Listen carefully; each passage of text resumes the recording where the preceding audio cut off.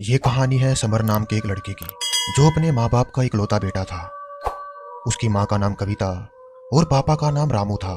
Summer ने हाल ही में अपना कॉलेज पूरा किया था और वो कोई नौकरी ढूंढ रहा था, लेकिन बार बार ट्राई करने पर भी उसको कोई नौकरी नहीं मिल रही थी। एक दिन वो अपनी माँ से कहता है, माँ, मैंने कितनी जगह ट्राई कर लिया है, लेकिन मुझे नौकरी नहीं मिल रही है। क्या मुझे कभी नौकरी नहीं मिलेगी? बेटा समर, भगवान पे भरोसा रखो, तुम्हें नौकरी जरूर मिलेगी।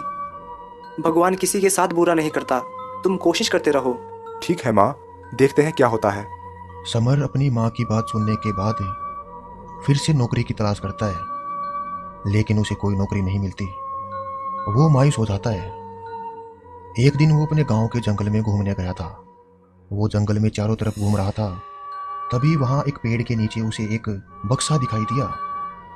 समर उस बक्से के पास गया। उसने चारों तरफ देखा, लेकिन वहां कोई नहीं था। अरे, ये बक्सा किसका है? यहाँ तो कोई है भी नहीं। चलो देखता हूँ इसके अंदर क्या है। समर जैसे ही वो बक्सा खोलता है, उसमें एक कागज का पन्ना था और एक छोटी सी छड़ी थी।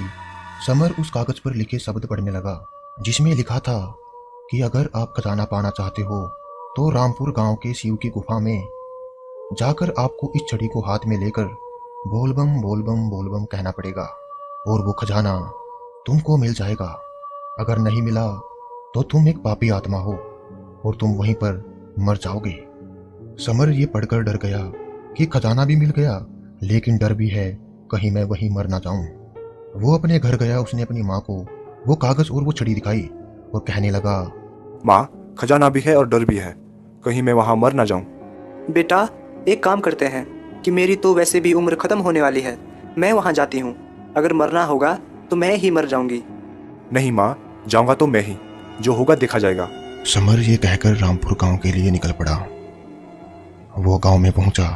वहां उसने एक आदमी से पूछा, अरे भाई, ये शिव गुफा कहाँ है इस गांव में? मुझे वहाँ जाना है।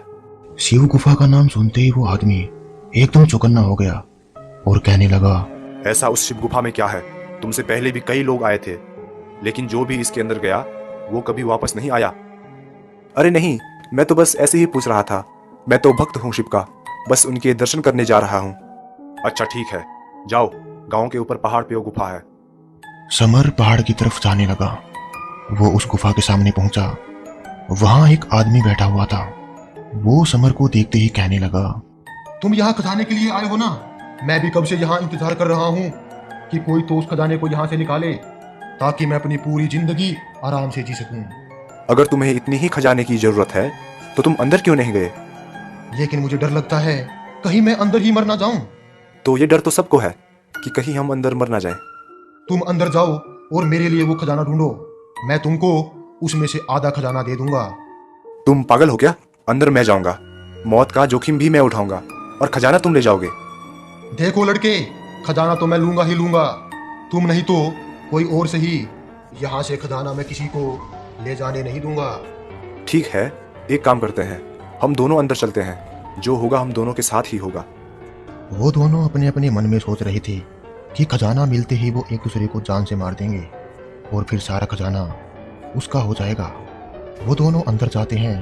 वो आदमी कहता है, अरे भाई तुम बोलो, अब खजाना मिलेगा? खजाना। ठीक है, रुको, तुम पीछे हो जाओ।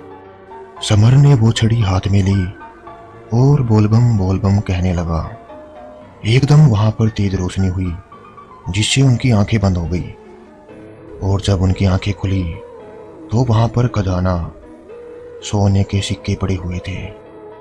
अरे वाह, खजाना मिल गया, अब मैं अमीर आदमी बन जाऊंगा। अमीर आदमी। इतने में समर अपनी जेब से चाकू निकालता है और उस आदमी का गला काट देता है और उस खजाने को बैग में भरकर गुफा से बाहर आता है। गुफा के बाहर वही आदमी खड़ा हुआ था जिसने समर को गुफा का रास्ता बताया था। समर उसको वहां देखकर हैरान हो जाता है और कहता है, अरे, आप यहाँ क्या कर रहे हो? मुझे पता था यहाँ खजाना है। मैंने तुम दोनों की बात सुन ली थी। अब इसमें से आधा खजाना मुझे दे दो। नहीं, ये मेरा खजाना है, इसके लिए मैंने अपनी जान जोखिम पे डाली है, मैं नहीं दूंगा। वो आदमी तभी एक तलवार निकालता है और समर को मार देता है और सारा खजाना लेकर वहां से भाग जाता है। मोरल, दोस्तों, लालच हमेशा बुरी बला होती है। अगर समर उसको अपना आधा खजाना दे देता तो वो उस आधे खजाने में अपनी पूरी जिंदगी आराम से जी लेता, लेकिन उसने लालच किया और वो मारा गया। इसलिए हमें कभी लालच नहीं करना चाहिए।